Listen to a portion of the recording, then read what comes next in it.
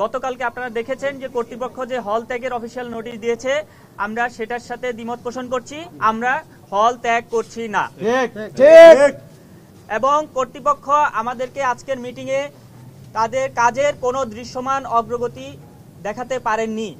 এই কারণে আমরা এমত অবস্থায় 24 ঘন্টার আলটিমেটাম জানাচ্ছি যে সুস্পষ্টভাবে জানিয়ে দিতে চাই, আগামীকাল 24 ঘন্টার মধ্যে স্বাস্থ্য উপদেষ্টা এবং তার সহযোগী টিম যদি ঢাকা মেডিকেল কলেজের ভগ্নদশা পরিদর্শনে না আসেন, তাহলে আমরা আমাদের আন্দোলন আরো কঠোর থেকে কঠোরতর রূপ নেবে।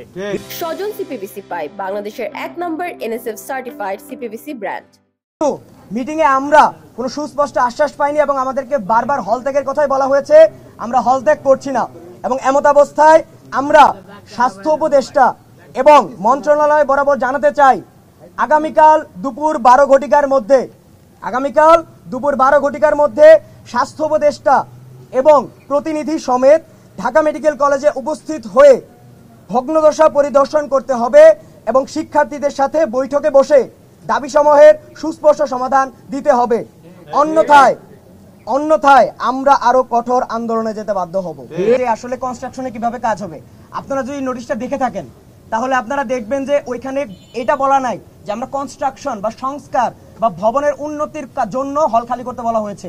তারা আসলে ক্লাস অনির্দিষ্টকালের জন্য বন্ধ করেছে এবং আমরা শঙ্কা করছি, আমরা বলছি না যে এই উদ্দেশ্যে, আমরা শঙ্কা করছি যে হয়তো আন্দোলন দমনের জন্য, আমরা বলছি না এই জন্যই, শঙ্কা করছি আন্দোলন দমনের জন্য। কিন্তু আমাদের এই দাবি আদায়ের লড়াই চলতে থাকবে এবং যেহেতু ভবনের কোনো সংস্কার হচ্ছে না সেহেতু আমরা হল ত্যাগ করছি না। 2, কঠোর আন্দোলনের কথা যেটা বলা হচ্ছে, এটা আমরা কাল সিদ্ধান্ত নেব।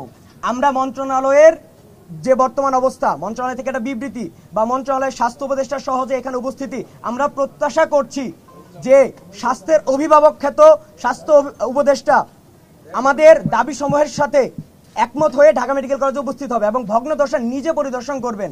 কিন্তু যদি এর ব্যত্যয় ঘটে, আমরা তার থেকে প্রত্যাশা করি যে তিনি স্বাস্থ্যের অভিভাবক, তিনি আসবেন এবং আমাদের অনেক সিনিয়র সেখানে উপস্থিত আছেন, তারা আসবেন তাকে নিয়ে।